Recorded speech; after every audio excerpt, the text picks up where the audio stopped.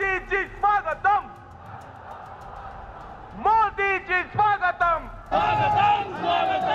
Brigade बोले स्वागतम, नरेंद्र मोदी स्वागतम, नरेंद्र मोदी स्वागतम। এবার শান্ত হয়ে বসুন। যার জন্য প্রায় সকাল থেকে আপনারা অপেক্ষা করছেন, ভারতবর্ষের যশস্বী প্রধানমন্ত্রী, আমাদের নয়নের মণি, আমাদের সর্বোচ্চ নেতা, বিশ্বের জনপ্রিয় নেতা শ্রী নরেন্দ্র মোদীজি ব্রিগেডের এই ঐতিহাসিক সভা মঞ্চে হাজির হয়েছেন। একবার জোরদার করতালি দিয়ে তাকে আমরা স্বাগত জানাবো। এখন মাননীয় নরেন্দ্র মোদীজিকে আমাদের এই সারা পশ্চিমবঙ্গের 10 লক্ষ যে সমবেত জনতার পক্ষ থেকে ভারতীয় জনতা পার্টির পশ্চিমবঙ্গের সভাপতি শ্রী শ্রমিক ভট্টাচার্য রজনীগন্ধার মালা পরিয়ে স্বাগত জানাবেন। আর আপনারাও এই যতক্ষণ বরণ পর্ব চলবে হাততালি চালিয়ে যাবেন। মাননীয় শ্রমিক দা এখন রজনীগন্ধার মালা পরিয়ে তাকে স্বাগত জানাবেন।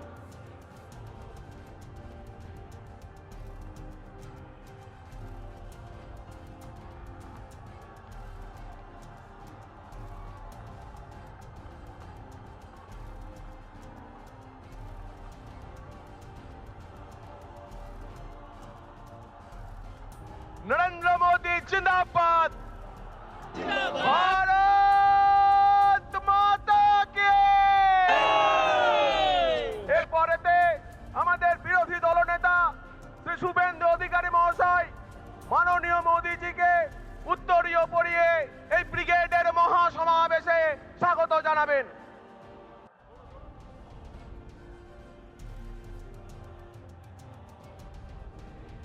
প্রখ্যাত চিত্রশিল্পী শ্রী সুব্রত গঙ্গোপাধ্যায়ের আঁকা ঋষি বঙ্কিমচন্দ্র চট্টোপাধ্যায়ের একটি চিত্র মাননীয় প্রধানমন্ত্রীজিকে উপহার দিচ্ছেন আমাদের সভাপতি শ্রী শ্রমিক ভট্টাচার্য মহাশয়।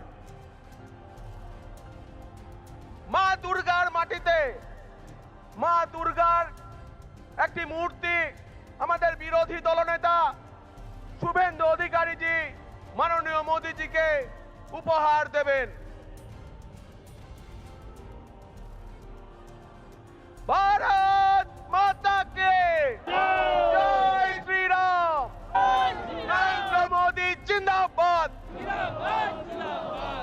এখন পশ্চিমবঙ্গের বিরোধী দলনেতা শ্রী শুভেন্দু অধিকারী আপনাদের সামনে বক্তব্য রাখবেন, তাকে আপনারা স্বাগত জানান।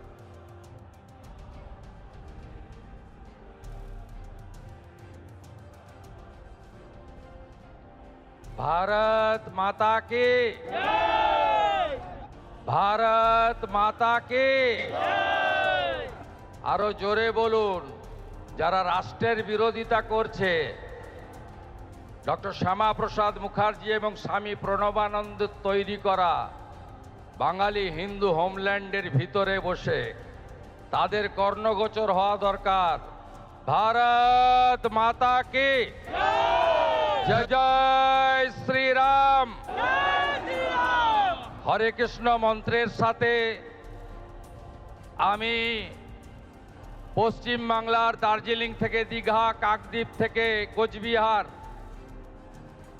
লক্ষ লক্ষ মানুষ যারা এসেছেন, গণদেবতা জনতা জনার্দন, বিশ্বের সর্ববৃহৎ রাজনৈতিক দল যার একটাই মন্ত্র, রাষ্ট্র সর্বোপরি, রাষ্ট্র সর্বোপরি, নেশন ফার্স্ট, নেশন ফার্স্ট।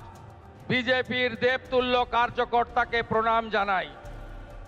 আমরা শুনব বিশ্বের সর্বশক্তিমান নেতা, বিশ্বের সর্বশ্রেষ্ঠ জনপ্রিয় নেতা যশস্বী প্রধানমন্ত্রী নরেন্দ্র মোদীজির বক্তব্য। আমরা আজ বক্তব্য রাখব না। আমি রাজ্যের বিরোধী দলনেতা হিসেবে যে গুরু দায়িত্ব দল এবং মাননীয় প্রধানমন্ত্রী দিয়েছিলেন, গত 5 বছর নিষ্ঠার সঙ্গে পালন করেছি। আমি মাননীয় মোদীজিকে আমার দণ্ডবত প্রণাম নিবেদন করি। রাজ্যের ভারতীয় জনতা পার্টির লোকপ্রিয় সভাপতি রাজ্যসভার সাংসদ শ্রমিক ভট্টাচার্য, ভারত সরকারের 2 রাষ্ট্রমন্ত্রী ডক্টর সুকান্ত মজুমদার, শান্তনু ঠাকুর, 3 প্রাক্তন সভাপতি বরেণ্য তথাগত রায়, সম্মানীয় রাহুল সিনহা, সম্মানীয় দিলীপ ঘোষ এবং সর্বোপরি মাননীয় মিঠুন চক্রবর্তী সহ সম্মানিত মঞ্চ। আমাদের প্রধানমন্ত্রীর কথা আমরা শুনব।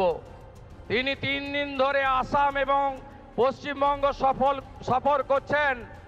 18,700 কোটি টাকার উন্নয়ন দিয়ে গেছেন। তাই আজকের এই সভা থেকে পরিবর্তনের সংকল্প নিতে হবে। সবাই বলুন, পরিবর্তন হচ্ছে, এবারে পরিবর্তন হচ্ছে। বাঁচতে চাই, বাঁচতে চাই, মা বোনের সম্মান চাই, চাকরি চাই, শিল্প চাই, অন্নদাতা কৃষককে বাঁচাতে চাই, অনুপ্রবেশ মুক্ত বাংলা চাই, চোর মুক্ত বাংলা চাই, জিহাদি মুক্ত বাংলা চাই, মৌলবাদী মুক্ত বাংলা চাই, জঙ্গি মুক্ত বাংলা চাই। তাই প্রধানমন্ত্রীজি দমদমের মিটিংয়ে বলে গেছেন, সাংস্কৃতিক রাজধানী দেশের পশ্চিমবঙ্গ শিক্ষা, শিল্প সবকিছুতে 1 নম্বরে ছিল। তিনি বলেছেন, বাংলার হিত গৌরব ফেরাবে বিজেপি, গ্যারেন্টারের নাম নরেন্দ্র দামোদর দাস মোদী। আমরা মোদীজির নেতৃত্বে ডবল ইঞ্জিন করব, রাষ্ট্রবাদী সরকার করব এবং আদর্শ বাঙালি শ্যামা প্রসাদ মুখার্জির স্বপ্ন পূরণ করব। তাই বলুন, পাল্টানো দরকার, পাল্টানো দরকার, আরো জোরে পাল্টানো দরকার, পাল্টানো দরকার, পাল্টানো দরকার, পাল্টানো দরকার, পাল্টানো দরকার। গো মাতা কি, गंगा माता की, माता काली की, माता दुर्गा की, हर हर वंदे।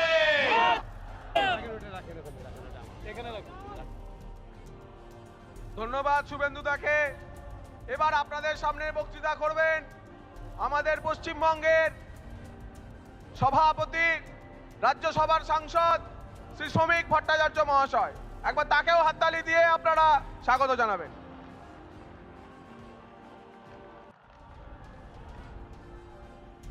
পৃথিবীর জনপ্রিয়তম রাজনৈতিক ব্যক্তিত্ব তথা ভারতের প্রধানমন্ত্রী, যিনি 120টি দেশকে কোভিড কালে সাহায্য করেছেন, 120 কোটি মানুষকে কোভিড কালে 2বারের জন্য ভ্যাকসিন দিয়েছেন, যিনি 80 কোটি মানুষকে আজ পর্যন্ত বিনা পয়সায় রেশন দিচ্ছেন, যিনি স্বপ্ন দেখতে পারেন এবং স্বপ্নকে বাস্তবায়িত করতে পারেন, সেই আমাদের প্রধানমন্ত্রী শ্রী নরেন্দ্র দামোদর দাস মোদী। প্রিয় বিরোধী দলনেতা শ্রী শুভেন্দু অধিকারী, শ্রী সুকান্ত মজুমদার, শ্রী শান্তনু ঠাকুর, শ্রী রাহুল সিনহা, শ্রী দিলীপ ঘোষ, শ্রদ্ধেয় শ্রী তথাগত রায়, মঞ্চে উপস্থিত আমার সমস্ত সহকর্মী বন্ধুগণ, শ্রদ্ধেয় মিঠুনদা এবং কুচবিহার থেকে কাকদ্বীপ পর্যন্ত, পাহাড় থেকে সাগর পর্যন্ত যাদের স্বতঃস্ফূর্ত পদধ্বনি আজকে কলকাতার এই মাটিতে পড়েছে পরিবর্তনের স্বার্থে, সেই কর্মীদের আমি আমার প্রণাম জানাই। দেখুন, এই মাটি আমাদের মসৃণ হয়নি। 2016 সাল থেকে প্রায় 300 জনের বেশি বিজেপি কর্মীর রক্তের ওপর দিয়ে চলে আজকে আমরা এই ব্রিগেডে পৌঁছেছি। আমরা এসেছি শুধুমাত্র একটাই লক্ষ্যে, 2026-এর নির্বাচন, তৃণমূলের বিসর্জন। এর আগেও এই ব্রিগেড থেকে বহু মানুষ বহু বক্তব্য শুনেছেন। প্রমোদ দাশগুপ্তের পার্টি, হরেকৃষ্ণ কোঙারের পার্টি, বিনয় চৌধুরীর পার্টি, বিনয় কোঙারের পার্টি, বিমান বসুর পার্টি, জ্যোতি বসুর পার্টি, বুদ্ধদেব ভট্টাচার্যের পার্টি। তারা একদিন ব্রিগেড থেকে ডাক দিতেন দিল্লি চলো, আর আজকে communist party of India Marxist ডাক দিয়েছে মুর্শিদাবাদ চলো, মুর্শিদাবাদ। কি আছে ওখানে? ওখানে হুমায়ুন আছে, বাবুর আছে। চলো দিলদার চলো, চাঁদ কি পার চলো। কতদিন চলবে এই রাজনীতি? আরে পশ্চিমবঙ্গ কোনো ধর্মশালা নয়, কোনো কোঠা নয়। আমরা এদেশের মানুষকেই এদেশে রাখবো, ভোটার লিস্টে রাখবো, কিন্তু এমন ভোটার লিস্ট কোথাও খুঁজে পাবে না কো তুমি, সকল রাজ্যের রানী সেজে আমার বঙ্গভূমি। আরে ও নদী, আর দু মুঠো চাল ফেলে দে হাঁড়িতে, ঠাকুর জামাই এলো বাপের বাড়িতে। ও শুধু ননদীরা আসছে না, এখন ননদীরাও আসছে ঠাকুর জামাইয়ের সঙ্গে। পুরো পশ্চিমবঙ্গের সীমাবর্তী জেলার জনসন্তুলনকে বদলে দিয়েছে। শুধু বাংলা বদলায়নি, বদলে গেছে বনাঞ্চল, বদলে গেছে সীমাঞ্চল। ভারতবর্ষের আভ্যন্তরীণ নিরাপত্তায় অনুপ্রবেশের মধ্যে দিয়ে ধ্বংস করে দিচ্ছে তৃণমূল কংগ্রেস। এখানে সংবিধান আক্রান্ত, রাজ্যপাল আক্রান্ত, গণতান্ত্রিক ব্যবস্থা আক্রান্ত, বিরোধী দলনেতা আক্রান্ত, বিধায়ক আক্রান্ত, বিজেপি কর্মী আক্রান্ত। এরা রাষ্ট্রপতিকেও বাদ দেয়নি, রাষ্ট্রপতির চেহারা নিয়ে পর্যন্ত অন্য কথা বলছেন। আর আজকে জঙ্গলমহলের মানুষ তারাও বলে দিয়েছে দিদির দিকে তাকিয়ে, হিতায় তোকে মানাইছি না রে। তৃণমূল যাবে, তৃণমূল চলে গেছে। পৃথিবীর কোন শক্তি তৃণমূল কংগ্রেসকে আটকে রাখতে পারবে না। তৃণমূলের বিদায় নিশ্চিত, তৃণমূল শেষ। তৃণমূল পশ্চিমবঙ্গের ক্ষমতায় ফিরছে না। যতই করো হামলা, বিজেপি জিতবে বাংলা, এর বাইরে কোনো কথা আপনাদের সামনে থাকবে না। আপনারা শান্তিপূর্ণভাবে বাড়ি ফিরে যান। মনে রাখবেন, পৃথিবীর সর্ববৃহৎ রাজনৈতিক দল এবং গোটা পৃথিবী যার দিকে তাকিয়ে আছেন সেই নরেন্দ্র মোদী। পাহাড় থেকে সাগর পর্যন্ত, সোমনাথ থেকে গৌহাটি, কাশ্মীর থেকে কন্যাকুমারী, মানুষ যার উপরে ভরসা রাখেন সেই নরেন্দ্র মোদী আপনাদের নেতৃত্ব দিচ্ছেন। তাই এক কথায় শেষ করছি, গঙ্গোত্রী থেকে গঙ্গাসাগর মোদীজির নেতৃত্বে তৈরি হবে ডাবল ইঞ্জিন সরকার। শ্যামাপ্রসাদের মাটিতে শ্যামাপ্রসাদের সরকার তৈরি হতে চলেছে। এটা কালের দেওয়াল লিখন, একে কেউ বদল করতে পারবেন না। বিজেপি জিন্দাবাদ, বন্দে মাতরম, ভারত মাতা কি জয়। অপেক্ষার অবসান। আমাদের সামনে সাক্ষাৎ শ্রী নরেন্দ্র মোদীজি, মাননীয় প্রধানমন্ত্রীজির আহ্বান। আজকের পরিবর্তন সংকল্প সভায় আমরা সবাই শুনবো।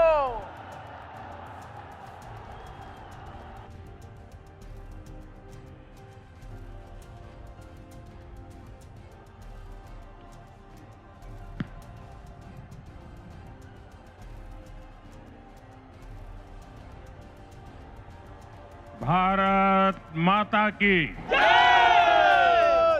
भारत माता की।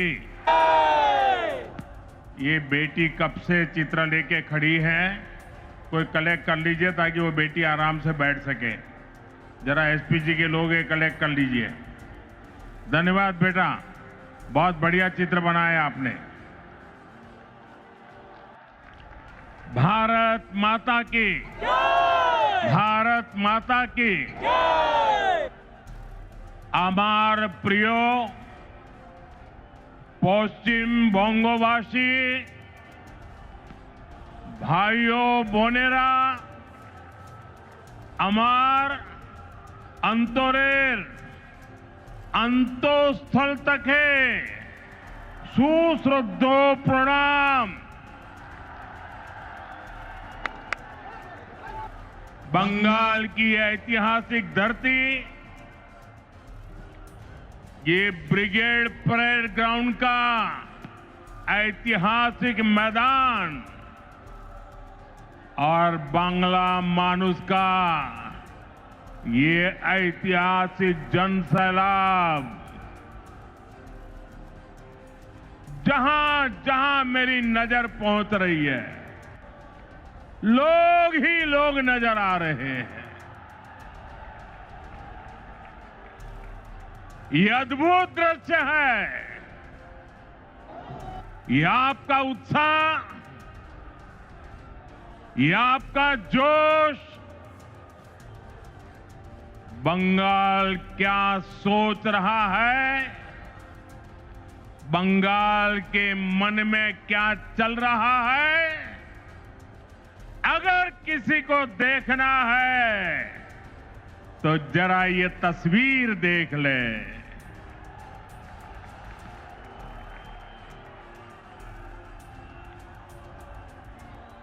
ब्रिगेड परेड ग्राउंड का इतिहास साक्षी है।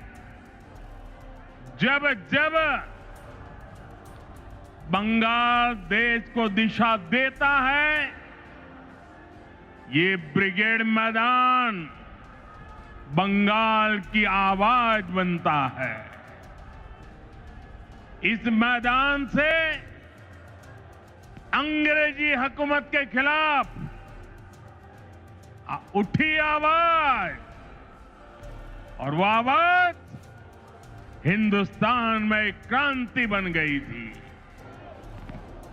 और उसका नतीजा क्या हुआ? अंग्रेजों के अत्याचार और लूट का खात्मा हुआ। आज एक बार फिर ब्रिगेड ग्राउंड से नए बंगाल की क्रांति का बिगुल बज गया है। बंगाल में बदलाव अब दीवारों पर भी लुट चुका है और बंगाल के लोगों के दिलों में भी छप चुका है। अब बंगाल से निर्मम सरकार का अंत होकर रहेगा। अब बंगाल से महाजंगल राज का खात्मा होगा। इसलिए बंगाल के हर कोने से आवाज उठ रही है, चाहे बीजेपी सरकार, चाहे बीजेपी सरकार। साथियों, कल टीएमसी ने इस रैली में आने वाले आप सभी लोगों को चोर कहकर गाली दी है। असली चोर कौन है, ये बंगाल की प्रबुद्ध जनता जानती है। अपनी कुर्सी जाते हुए देखकर यहां की निर्मम सरकार बौखला गई है। साथियों, आज भी इस विशाल सभा को रोकने के लिए निर्मम सरकार ने सारे हथियार निकाल लिए। आप लोगों को आने से रोकने के लिए ब्रिज बंद करवा दिए, गाड़ियां रुकवा दी, ट्रैफिक जैम करवाया, भाजपा के झंडे उखड़वा दिए, पोस्टर फड़वा दिए। लेकिन निर्मम सरकार, साफ साफ देख लो, आज के जनसैलाब को रोक नहीं पाई हो। बंगाल में महाजंगल राज लाने वालों का काउंटडाउन शुरू हो चुका है। वो दिन दूर नहीं जब बंगाल में फिर से कानून का राज होगा। जो कानून तोड़ेगा, जो अत्याचार करेगा,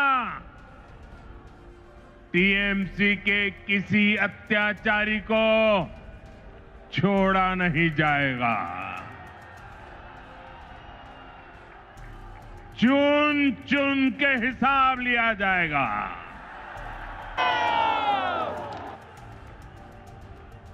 भाइयों बहनों, यहां की निर्मम सरकार चाहे अब जितना जोर लगा ले, परिवर्तन की इस आंधी को अब निर्मम सरकार रोक नहीं पाएगी। भाजपा के साथ, एनडीए के साथ महिषासुर मर्दिनी का आशीर्वाद है। श्री रामकृष्ण परमहंस, स्वामी विवेकानंद, नेताजी सुभाष चंद्र बोस, ऋषि बंकिम चंद्र, गुरुदेव रविंद्रनाथ टैगोर, ईश्वर चंद विद्यासागर, बागा जतीन और खुदीराम बोस, डॉक्टर श्यामा प्रसाद मुखर्जी, लोक माता रानी रोशमनी, ऐसी सभी महान विभूतियों ने जिस बंगाल की परिकल्पना की थी, भारतीय जनता पार्टी की सरकार उस बंगाल का निर्माण करेगी, नवनिर्माण करेगी। साथियों, बंगाल का विकास नेक नियत से होगा, सही नीतियों से होगा। बंगाल में अभी हमारी सरकार नहीं है, लेकिन फिर भी केंद्र सरकार के जरिए बीजेपी दिन रात बंगाल के विकास में लगी हुई है। आज भी अभी मैंने 18,000 करोड़ रुपए 18,000 करोड़ रुपए से अधिक की परियोजनाओं का उद्घाटन और शिलान्यास किया है। अभी 18,000 करोड़ कितना 18,000 करोड़ कितना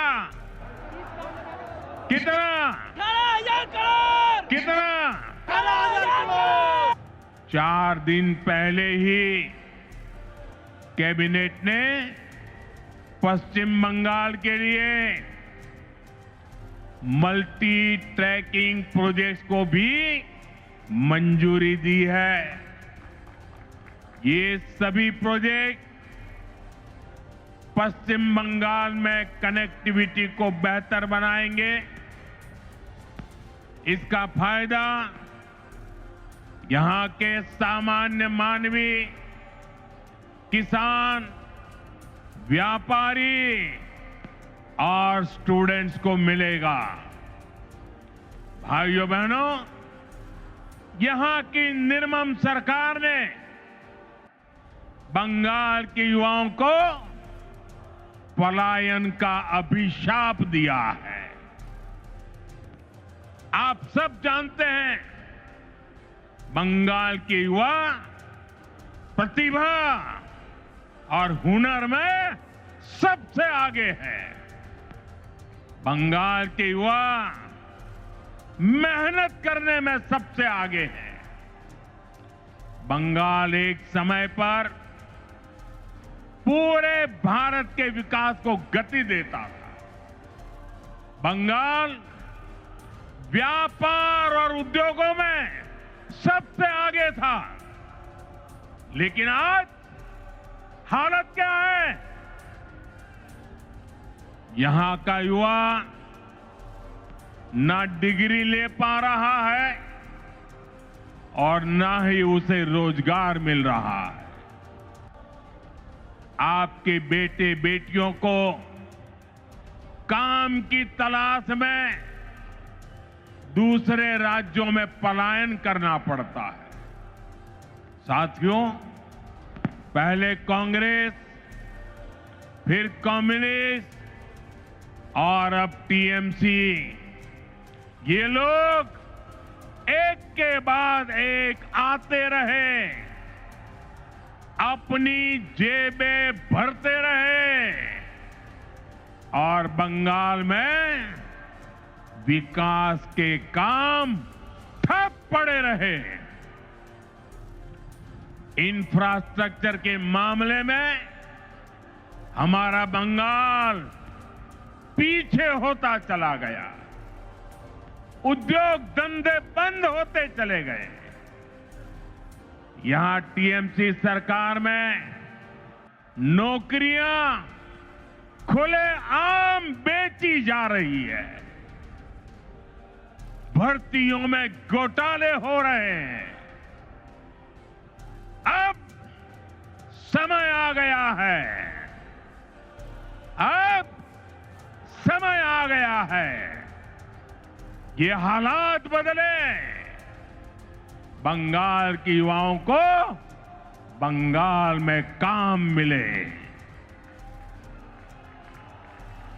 ये नौजवान बंगाल के विकास का नेतृत्व करें, এই স্বপ্ন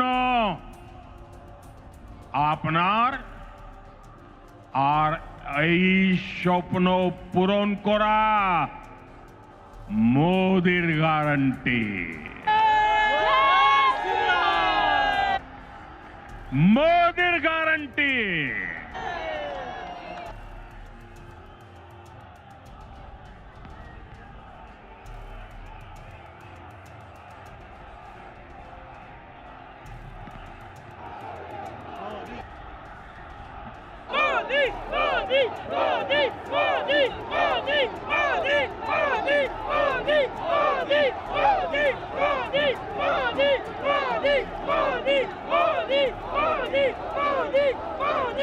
साथियों,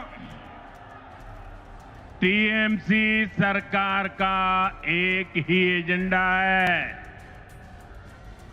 ये टीएमसी वाले न खुद काम करेंगे न करने देंगे।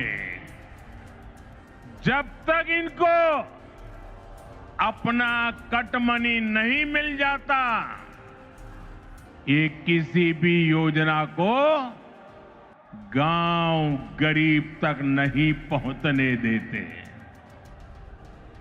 इसलिए टीएमसी सरकार केंद्र की योजनाओं को रोक कर रखती है। आप देखिए, हम कारीगरों और कामगारों को आगे बढ़ाने के लिए पीएम विश्वकर्मा योजना चला रहे हैं। हमारे कुम्हार, लोहार, बढ़ई, ऐसे हुनरमंद लोगों को इसका लाभ मिल रहा है, लेकिन निर्मम सरकार ने बंगाल में योजना पर ब्रेक लगा रखी है। मुझे बताइए भाइयों, मेरे इन विश्वकर्मा भाइयों को भारत सरकार के पैसे पहुंचने चाहिए कि नहीं पहुंचने चाहिए? पहुंचने चाहिए। उनको मदद मिलनी चाहिए कि नहीं मिलनी चाहिए? मिलनी चाहिए। उनका भविष्य उज्जवल होना चाहिए कि नहीं होना चाहिए? केंद्र सरकार पैसे दे रही है, बंगाल को कुछ नहीं करना है, लेकिन उसके बावजूद भी ये विश्वकर्मा समाज के मेरे छोटे छोटे भाई बहनों को उसे वंचित रखा जाता है।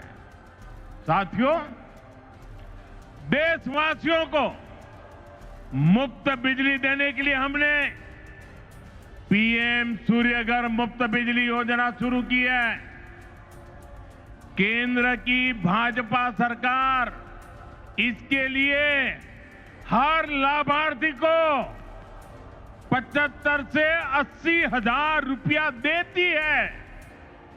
आपको, बंगाल के मेरे भाई बहनों को, हर परिवार को मोदी सरकार 75 से 80 हजार रुपया देती है। जो लाभार्थी पीएम सूर्यघर मुफ्त बिजली योजना से जुड़ता है, उसके घर का बिजली बिल 0 हो जाता है। लेकिन बंगाल सरकार इसे भी लागू नहीं होने दे रही। आप मुझे बताइए, आपका बिजली बिल 0 होना चाहिए कि नहीं? बिजली बिल 0 करने के लिए मोदी की मदद मिलनी चाहिए कि नहीं मिलनी चाहिए? मिलनी चाहिए। जो इसे रोकते हैं वो आपके दुश्मन है कि नहीं है? बंगाल के दुश्मन है कि नहीं है? हर परिवार के दुश्मन है कि नहीं है? साथियों, बंगाल के विकास में चाय बागानों और उनमें काम करने वाले श्रमिकों की बड़ी भूमिका है। लेकिन चाय बागानों के श्रमिकों को पीएम चाय श्रमिक प्रोत्साहन योजना का लाभ नहीं मिल रहा है। मुझे बताइए, चाय बागान के मेरे श्रमिकों को ये लाभ मिलना चाहिए कि नहीं मिलना चाहिए? मिलना चाहिए। उनको मदद मिलनी चाहिए कि नहीं मिलनी चाहिए? मिलनी चाहिए। केंद्र सरकार की इस योजना में बंगाल सरकार रोड़े अटका रही है। साथियों, आप सबने देश भर में पीएम आवास योजना की सफलता के बारे में सुना है। दुनिया के लोग भी जब सुनते हैं ना, अचरज करते हैं। जो लोग बंगाल से बाहर रह रहे हैं, ऐसे हर गरीब परिवार को पक्का घर मिल रहा है। लेकिन यहां क्या हुआ? योजना का नाम बदल दिया गया, लाभार्थियों की सूची में गड़बड़ की और जिन गरीबों को घर मिलना चाहिए था, वे आज भी इंतजार कर रहे हैं। ईमानदारी से, ट्रांसपेरेंसी से बंगाल के गरीबों को पक्का घर मिलना चाहिए कि नहीं मिलना चाहिए? मिलना चाहिए। ये टीएमसी सरकार मिलने देगी क्या? ये निर्मम सरकार मिलने देगी क्या? ये सरकार जानी चाहिए कि नहीं जानी चाहिए? गरीबों को घर मिलना चाहिए कि नहीं मिलना चाहिए? साथियों, इतना ही नहीं, यही हाल जल जीवन मिशन का भी है। बंगाल में लोग पूछ रहे हैं, जब देश के बाकी हिस्सों में हर घर जल पहुंच सकता है, तो बंगाल में क्यों नहीं? भाइयों बहनों, केवल बिजली, पानी, सड़क और घर, इसकी बात नहीं है। ये टीएमसी सरकार अपनी स्वार्थी राजनीति की वजह से आयुष्मान योजना को लागू नहीं कर रही है। देश के करोड़ों लोग इस योजना के तहत 5 लाख रुपए तक के मुफ्त इलाज का लाभ उठा रहे हैं। मुझे बताइए, गरीबों को बीमारी में 5 लाख रुपए तक की मदद पहुंचनी चाहिए कि नहीं पहुंचनी चाहिए? मोदी दे रहा है, मिलनी चाहिए कि नहीं मिलनी चाहिए? ये टीएमसी सरकार बीमार लोगों की भी दुश्मन है कि नहीं है? अत्याचारी है कि नहीं है? लेकिन बंगाल के गरीब परिवारों को 5 लाख रुपया वाली आयुष्मान योजना से भी, उस अधिकार से भी वंचित रखा गया है। साथियों, आज बंगाल के किसान की हालत भी किसी से छिपी नहीं है। मुझे बताया गया है कि 2-3 दिन पहले ही चंद्रकोना में हमारे एक आलू किसान ने खुदकुशी कर ली है, आत्महत्या कर ली है। पश्चिमी मिदनापुर से हुगली और बर्दवान तक किसानों से झूठे वायदे और सरकारी खरीद में घोटाला ही ये टीएमसी सरकार की पहचान बन गया है। टीएमसी के कट, कमीशन और करप्शन के कारण गंदी राजनीति के लिए किसानों की जिंदगी से, गरीबों और मध्यम वर्ग की जिंदगी से,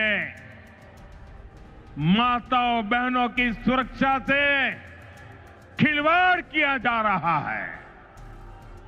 इसलिए टीएमसी जाएगी तो हर गरीब को पक्का घर मिलेगा। गरीब को पक्का घर मिलना चाहिए कि नहीं मिलना चाहिए? मिलना चाहिए कि नहीं मिलना चाहिए? मिलना चाहिए। ये मोदी की गारंटी है। हर गरीब परिवार को बता देना, जैसे ही टीएमसी की सरकार जाएगी, गरीबों का पक्का घर बनना शुरू हो जाएगा। टीएमसी जाएगी तो हर घर साफ जल पहुंचेगा। टीएमसी जाएगी तो हर गरीब को मुफ्त इलाज मिलेगा। टीएमसी जाएगी तो कारीगरों को नए अवसर मिलेंगे। टीएमसी जाएगी तभी बंगाल में सुशासन आएगा। साथियों, हमारे बंगाल ने आजादी के बाद विभाजन सहा, विभाजन की आग देखी, मजहबी दंगे देखे, बाद के दशकों में अस्थिरता देखी, घुसपैठ का दौर देखा, रक्तपात सहा। इस सब की सबसे बड़ी भुक्तभोगी अगर कोई थी तो बंगाल की माताएं, बहनें, बेटियां, बंगाल की महिलाएं थी। लेप की सरकार में अपहरण, हत्या, बलात्कार का वो दौर कोई नहीं भूल सकता। इसलिए बंगाल के आप लोग लेप को हटाकर बड़ी आशा के साथ टीएमसी को लेकर आए। आपने टीएमसी पर भरोसा किया, लेकिन टीएमसी ने लेप के गुंडों और माफियाओं को ही अपनी पार्टी में भर्ती कर लिया। आज बंगाल में अपराधियों को खुली छूट है। आए दिन बहन बेटियों के खिलाफ दिल दहलाने वाले अपराध होते हैं। बंगाल का कोई इलाका ऐसी घटनाओं से अछूता नहीं है। आप याद करिए, कॉलेज परिसर में दुष्कर्म की घटना, नाबालिग बेटियों से दुष्कर्म के मामले, टीएमसी कार्यालय में महिला से बलात्कार, 7-8 साल की बच्चियों से बलात्कार के खौफनाक कुकृत्य, कहीं आदिवासी बेटी के साथ दुष्कर्म, ऐसे ज्यादातर मामलों में अपराधी कोई न कोई टीएमसी का नेता होता है या टीएमसी से जुड़ा होता है। साथियों, यहां निर्मम सरकार खुलेआम बलात्कारियों को संरक्षण देती है, अपराधियों को बचाने की पूरी कोशिश की जाती है। आप मुझे बताइए, अपराधियों को बचाया जाता कि नहीं बचाया जाता? बलात्कारियों को बचाया जाता कि नहीं बचाया जाता? संदेश खाली की वो तस्वीरें और टीएमसी का रवैया, आरजीकर अस्पताल की उस बेटी के साथ हुई दरिंदगी, बंगाल के लोग भूले नहीं है। टीएमसी कैसे खुलेआम अपराधियों के साथ खड़ी नजर आती थी। साथियों, इसी मानसिकता का परिणाम है आज महिलाओं के खिलाफ एसिड अटैक जैसे घिनौने अपराध इतने ज्यादा मात्रा में पश्चिम बंगाल में हो रहे हैं। जो बंगाल एक समय देश का सबसे प्रगतिशील राज्य होता था, आज वहां शाम होते ही माएं बेटियों को फोन करके कहती है, बाड़ी फिर ऐशो सौंदे न माराइए। शक्ति की पूजा करने वाले बंगाल को ऐसे हालात मंजूर नहीं होंगे। मैं बंगाल की मेरी माताओं बहनों को भरोसा दिलाता हूं, आप भाजपा को, बीजेपी को अपना आशीर्वाद दीजिए। बीजेपी सरकार में महिलाएं सुरक्षित होगी और अपराधी जेल में होंगे, और ये मोदी की गारंटी है।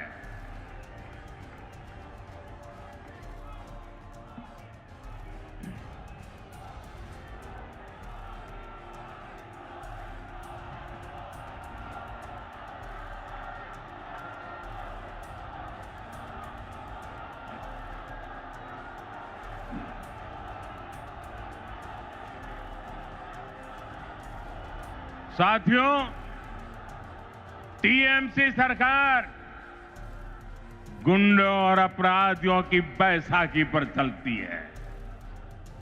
रंगबाजी और कटमनी ये टीएमसी की कमाई का जरिया है।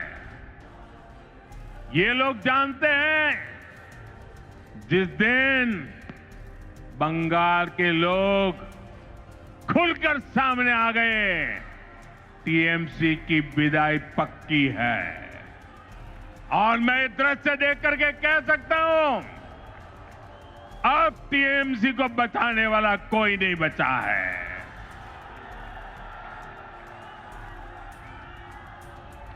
इसलिए ये बंगाल के आप लोगों को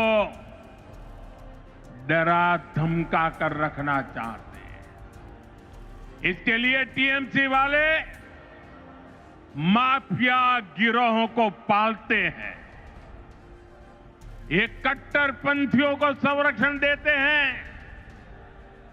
और ऐसे गिरोहों की ताकत बढ़ाने के लिए घुसपैठियों को बुलाते हैं, घुसपैठियों को।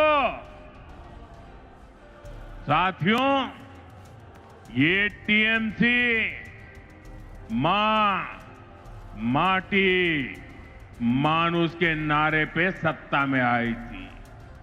आज वही मां रो रही है, माटी को लूटा जा रहा है और बंगाली मानुष बंगाल छोड़ने पर मजबूर हो रहा है। घुसपैठियों की वजह से आज बंगाल की रोटी, बेटी, माटी, उस पर सबसे बड़ा खतरा आ गया है। ये लोग बंगाल के लोगों का रोजगार छीन रहे हैं।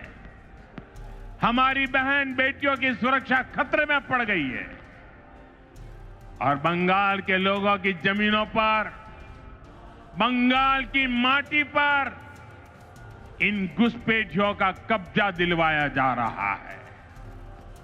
इसका परिणाम आज सबके सामने है।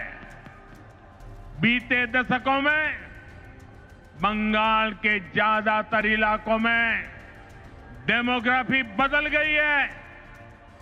बंगाली हिंदुओं को जानबूझकर अल्पसंख्यक बनाया जा रहा है। तुष्टीकरण का ऐसा खुला खेल, जब शरणार्थी हिंदुओं को नागरिकता देने की बात होती है तो पूरी टीएमसी उसका विरोध करती है।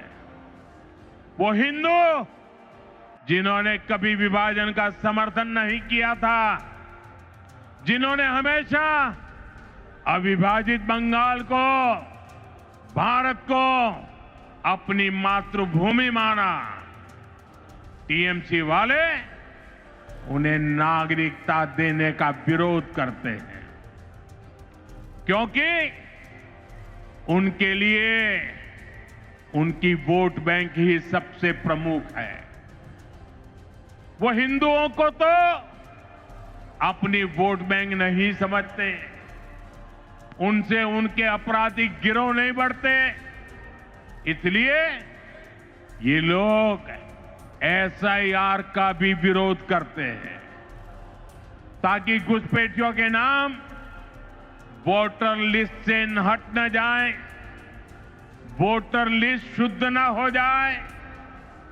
और ये तो ऐसे लोग हैं जिनकी मृत्यु हो चुकी है, उनके भी नाम निकालने के लिए तैयार नहीं है। भाइयों बहनों, डेमोग्राफी के इस खतरनाक बदलाव ने आज बंगाल को असुरक्षित बना दिया है और अब तो यहां खुलेआम धमकी दी जा रही है। कहा जा रहा है एक खास कम्युनिटी वाले मिलकर आप लोगों को खत्म कर देंगे। संविधान की कुर्सी पर बैठकर ऐसी धमकी, करोड़ों बंगाली लोगों को खत्म करने की बात आपके मुंह में शोभा नहीं देती है। मैं पूछना चाहता हूं, वो कौन लोग हैं जो टीएमसी सरकार के इशारों पर करोड़ों लोगों को खत्म कर देंगे? साथियों, धमकाने डराने की इस राजनीति को टीएमसी ने इसे अपना हथियार बना लिया। चुनाव में वोटरों को धमकी, सरकार की नीतियों के आलोचकों को धमकी, मीडिया को धमकी, विपक्ष को धमकी।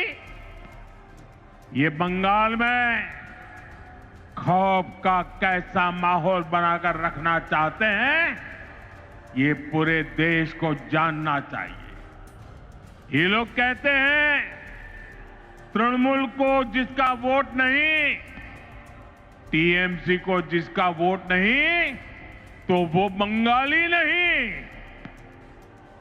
तृणमूल को वोट नहीं तो सरकार योजना का उसे लाभ नहीं। तृणमूल को वोट नहीं तो घरों में बिजली पानी नहीं।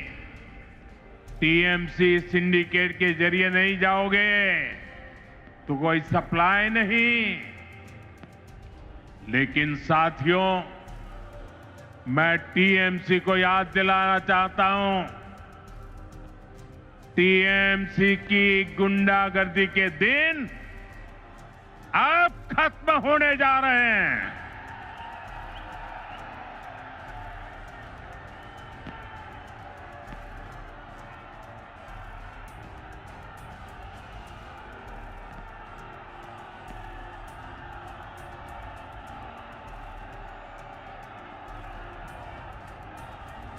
टीएमसी सरकार के जाने का काउंटडाउन शुरू हो चुका है। यहां बंगाल में बीजेपी सरकार बनने के बाद एक तरफ हम सबका साथ सबका विकास ये मंत्र लेकर चलेंगे और दूसरी तरफ सबका हिसाब लिया जाएगा।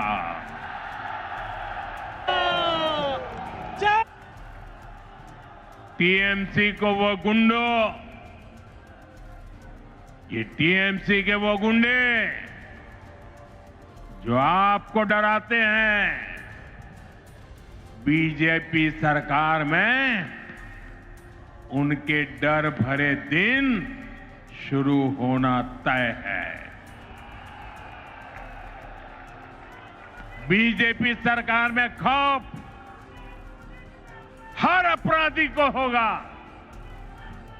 खौफ हर घुसपैठियों को होगा, खौफ तुष्टीकरण की राजनीति करने वालों को होगा, क्योंकि कानून अपना काम करेगा, कानून का राज आएगा। ऐसे लोगों को मुंह छिपाने की जगह नहीं मिलेगी। ऐसे अपराधियों को सिर्फ एक ही जगह होगी, एक ही जगह होगी, जेल, जेल, जेल।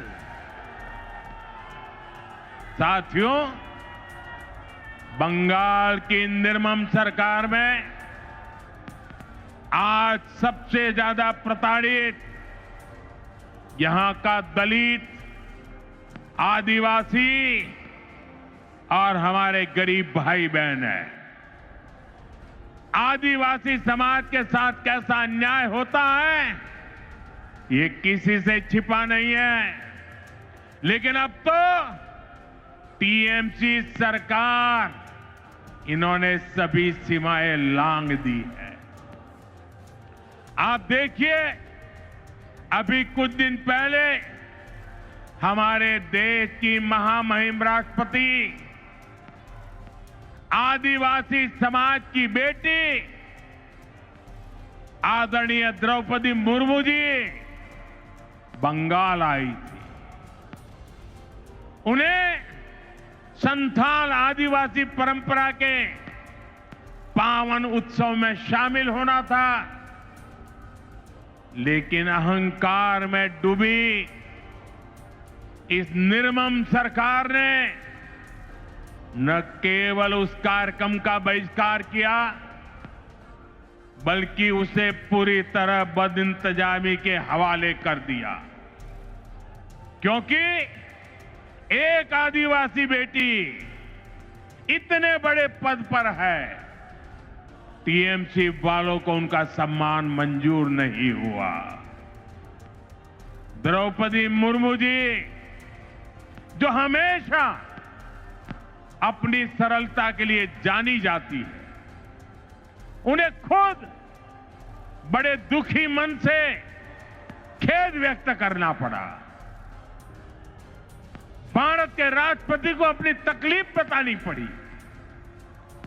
टीएमसी वालों को ये याद रखना पड़ेगा, उन्होंने केवल द्रौपदी मुर्मू जी का अपमान नहीं किया है, उन्होंने करोड़ों आदिवासियों का अपमान किया है, उन्होंने करोड़ों महिलाओं के सम्मान को ठेस पहुंचाई है, उन्होंने देश के सर्वोच्च पद की गरिमा को ठेस पहुंचाई है।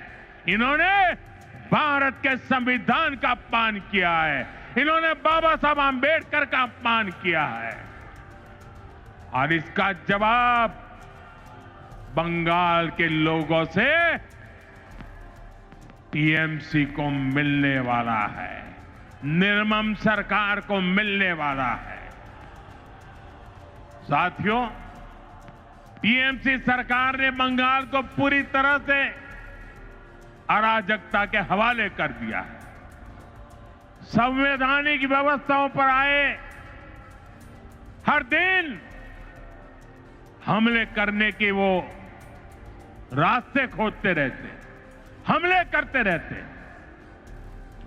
पिछले कुछ महीनों में आपने देखा है, जब भी चुनाव आयोग निष्पक्ष चुनाव सुनिश्चित करने के लिए कदम उठाता है, मतदाता सूची की शुद्धि की कोशिश करता है, तब टीएमसी उसके खिलाफ हमला करने लगती है। जो संस्था स्वतंत्र और निष्पक्ष चुनाव कराने के लिए जिम्मेदार है, उसी की विश्वसनीयता पर सवाल खड़े किए जाते हैं। ऐसा ही व्यवहार देश की सेना को लेकर दिखाई देता है। जब 2019 में भारतीय वायुसेना ने बालाकोट में आतंकवादी ठिकानों पर निर्णायक कार्रवाई की, तब टीएमसी ने देश की वायुसेना से कार्रवाई का सबूत मांगा। साथियों, यहां राज्य सरकार पुलिस को स्वतंत्र रूप से जांच करने नहीं देती। जब राष्ट्रीय एजेंसियां टीएमसी सरकार के भ्रष्टाचार या गंभीर अपराधों की जांच करना चाहती हैं, तो उन्हें भी रोकने की कोशिश होती है। अब जरा सोचिए, न्याय के लिए लोग आखिर कहां जाएंगे? साथियों, तृणमूल वाले यही अराजकता दिल्ली तक फैलाने की कोशिश करते हैं। आपने संसद में भी देखा है, सदन के भीतर कैसे कागज फाड़े जाते हैं, कैसे बहस को रोका जाता है, कैसे सदन की कार्यवाही को बाधित किया जाता है। देश टीएमसी की शर्मनाक हरकतें देखकर हैरान होता है। साथियों, बंगाल के प्रबुद्ध लोग अब इस अराजकतावादी सरकार के खिलाफ संकल्प ले चुके हैं। इस अराजक सरकार को उखाड़ फेंकने का काम इसी धरती के लोग करने वाले हैं। साथियों, आज यहां जो जनसैलाब उमड़ा है, ये पश्चिम बंगाल की जागती हुई चेतना है। ये उस बदलाव की आहट है जिसका इंतजार वर्षों से किया जा रहा है। पश्चिम बंगाल में दार्जिलिंग की पहाड़ियों से लेकर सुंदरबन के द्वीपों तक, उत्तर बंगाल के चाय बागानों से लेकर कोलकाता की गलियों तक, आज हर जगह पर एक ही चर्चा है, बदलाव चाहिए और ये बदलाव अब होकर रहेगा। साथियों, बंगाल की आत्मा कभी हार मानने वाली नहीं है। बंगाल का नौजवान कभी हार मानने वाला नहीं है। बंगाल की बेटियां कभी हार मानने वाली नहीं है। बंगाल का किसान कभी हार मानने वाला नहीं है। जब जब इस भूमि के सामने चुनौतियां आई है, तब तब यहां की जनता ने साहस के साथ उनका सामना किया है। गुरुदेव रविन्द्रनाथ ठाकुर ने भी हमें संदेश दिया है। उन्होंने कहा था, विपदे मोरे रक्षा करो, ये नोहे मोर प्रार्थना विपदे आमी ना जाए जेनो कोरी बॉय। आज भी वही समय है। कुछ लोग आपको डराने की कोशिश करेंगे, कुछ लोग कहेंगे कि बदलाव संभव नहीं है, लेकिन याद कर रही है और याद जरूर रखें, जब जनता ठान लेती है तो कोई भी ताकत उसे रोक नहीं सकती। और बंगाल की जनता ने जब भी ठाना है, इतिहास बदल कर दिखाया है। आज मुझे इस ऐतिहासिक ब्रिगेड मैदान में वही आत्मविश्वास मेरी आंखों के सामने दिखाई दे रहा है। याद रखिए, इस बार चुनाव सिर्फ सरकार बदलने का नहीं है। इस बार चुनाव बंगाल की आत्मा को बचाने का चुनाव है। इस बार चुनाव व्यवस्था बदलने का है। इस बार चुनाव कटमनी से छुटकारे का है। इस बार चुनाव डर से मुक्ति का है। मैं आने वाले परिवर्तन के लिए मेरे बंगाल के भाइयों बहनों को बहुत बहुत शुभकामनाएं देता हूं। मेरे साथ बोलिए, मेरे साथ पूरी ताकत से बोलिए, पाल्टानो दोरकार, बीजेपी सरकार, पाल्टानो दोरकार, बीजेपी सरकार, पाल्टानो दोरकार, बीजेपी सरकार, पाल्टानो दोरकार। बीजेपी सरकार। पश्चिम बंगेर জনগণের জয় হোক। जय हिंद। भारत माता की, जय भारत माता की। जय वंदे मातरम, वंदे मातरम, वंदे वंदे मातरम, वंदे मातरम, वंदे